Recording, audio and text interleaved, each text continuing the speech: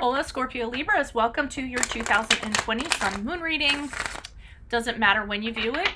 When you view it is when you were meant to see it. Also, you can check out your 2019 Sun Moon readings that are in my playlist, see, since we're in 2019 still, and see if they rang true for you.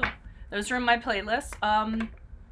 If this resonates, consider a personal reading. My email's on this page. Just send me an email and we can go ahead and set that up. I'm doing these in order of requests in the comments, so be sure to post your request up. I will put it in queue. First portion of this reading, I'll read what your traits are of your Sun-Moon combination, and then I'll lay out the main cards. We'll take a quick look at your 2020. Second portion of this reading will be the link below to the Vimeo reading, where I'll have a deeper interpretation of the cards, in addition to clarifiers. I'll be dividing the year up into 4 separate quadrants, so you know. So let's get to your behavioral traits. So, Scorpio Sun, Libra Moons. One of the obstacles that you guys have is you tend to be a little lackadaisical and you tend to indulge yourself a little bit too much, okay? So this is something that can cause, obstacles, prevent you from getting where you want to be in life. I have a tendency to be a little idealistic. Leisure is definitely found in these signs, okay? Like I said, being leisurely, and that can feed into being lackadaisical, etc., etc. You know what I'm talking about. You know what I'm talking about. You have this code of ethics, so be careful not to kind of preach to people or kind of tell people how you believe things should be. And that goes between your Scorpio and Libra. Scorpios can be a little bit critical. Libras are really fair, but they have, usually a political stance or something in regards to that. You will rush in whenever you feel like somebody is not being treated right, okay? So, anything unethical, anything immoral, anything that is not fair, anybody that is being compromised in some way, you're going to come in and you're going to defend that person. You have a very strong imagination. A lot of water signs do. Let's see what else. I'm trying to think. You do have a lifelong learning for searching for truth.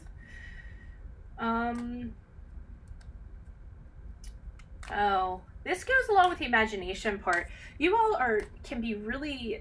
You're very visual, so you're visual learners, you're stimulated by visual things, but this is good because this is part of your creativity, and this is why you guys have such good tastes, okay? Remember we were talking about politics. You all would be very good at any kind of, social work, any kind of politics of any sort, anything involving law.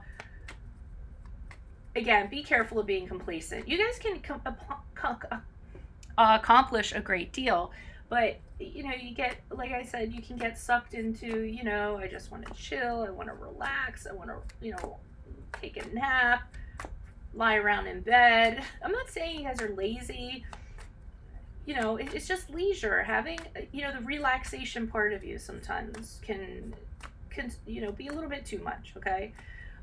Sometimes you all are about being gratified immediately.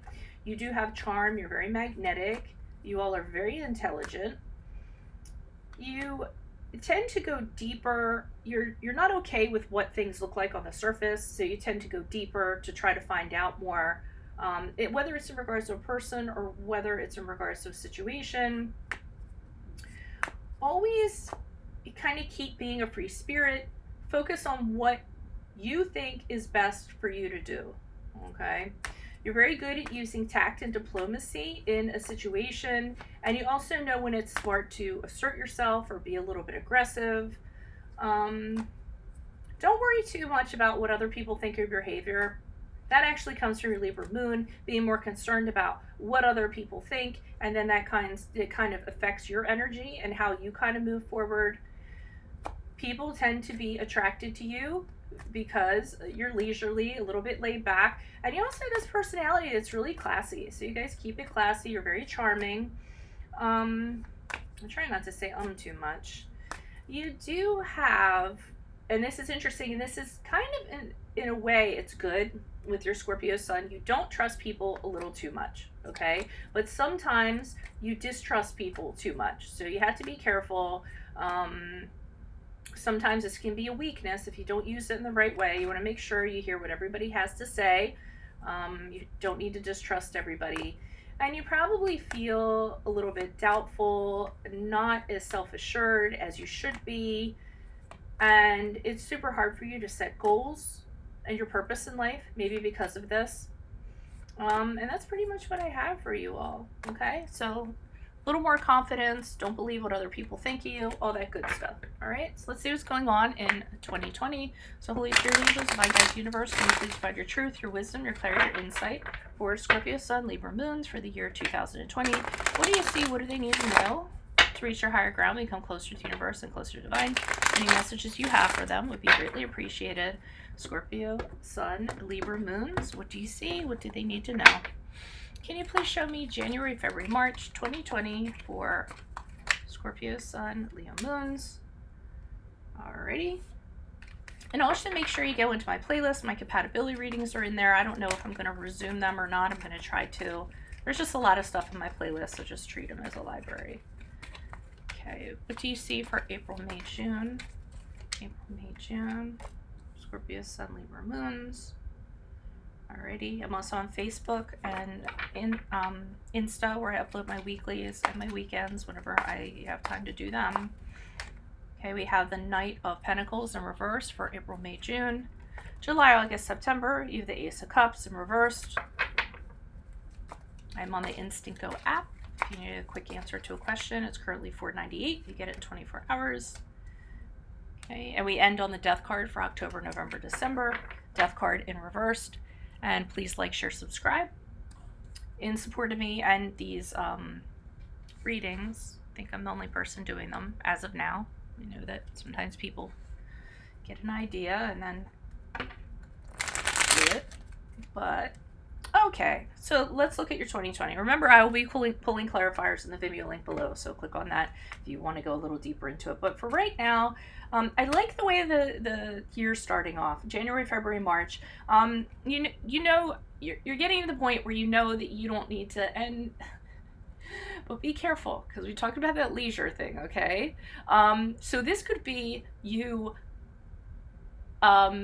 delegating to other people to do things so that you can make more time for yourself, so that you can enjoy life, because that's sort of what part of it is about. But remember, we said don't do too much of that, okay? So from January to February, taking a break, saying no to things that you don't need to be doing, lightening up your load, so to speak. We move into April, May, June. We have the Knight of Pentacles in reversed. I'm getting a sense of obstinacy with this, okay? That you have kind of set things up a certain way. And I think this is kind of coming out of January, February, March, where you're deciding, okay, I'm only doing the minimal. I don't need to be doing all this other stuff. I like to have time for myself. But Knight of Pentacles is in reverse, so there's a stubbornness that comes along with him.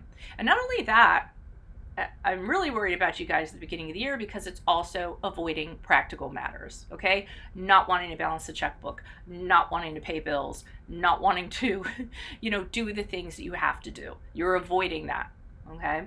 So be careful of that. I just don't want you all getting a little too unproductive in the beginning of the year, because that's what I'm starting to see. We go into July, August, September, and we have the Ace of Cups in reverse. So this is leading to some sort of, this could be sadness, depression, crying days on end. It could be the Ace of Cups. So this is probably going to be a low point for you in 2020. Make sure you hold on to your self-confidence. You could be feeling a little down in regards to this because of a person or what have you. Maybe a person or a situation is affecting you more than you should actually let it. And then October, November, December, we see the Death card in reverse. And if this is the case in July, August, September, and October, November, December, I see you having a hard time moving on from something that is negatively affecting you, that you should be moving out of, and for some reason you're not. You tend to hold on to it. It could be a voice in your head that keeps on putting negative things, and yet you stay. So again, it could be a situation, it could be a person. So, I mean, this isn't the worst I've seen for you, for you out of the signs I've been doing. So it's really not, horrific. If it does resonate, consider a personal reading. This is something we can work through. Otherwise, click on the Vimeo link below. It'll take you to the reading where I'll be pulling these, the clarifiers. We'll go into it deeper. And again, if you could like, share, subscribe, if you could check out my playlist, if you could check me out on social media, and if you need me to answer a question, I'm on the Instant Go app. Otherwise, good luck to you in 2020. Adios from Veronica Garnett. Bye.